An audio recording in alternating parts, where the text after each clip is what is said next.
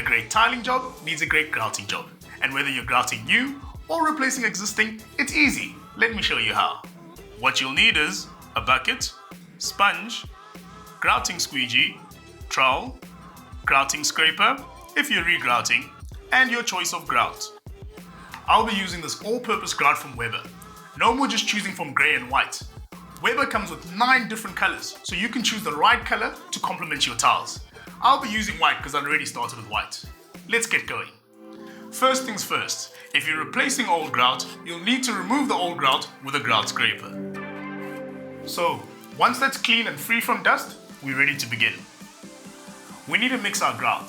So, for this 2 kg bag of grout, I'm going to mix with 540 ml of water. I'm going to use my mixing trowel and bucket and mix it to a nice thick creamy texture.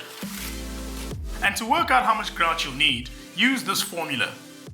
A is the length of the tile, B is the width of the tile, C is the thickness of the tile, and D is the average joint width.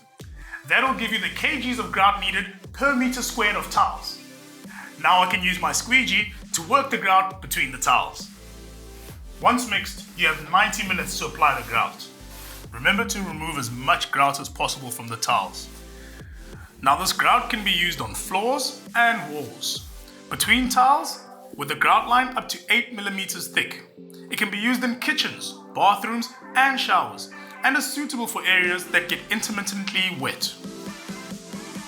So, we've left the grout to dry for 2 hours, and now we're going to wipe it down with a damp sponge.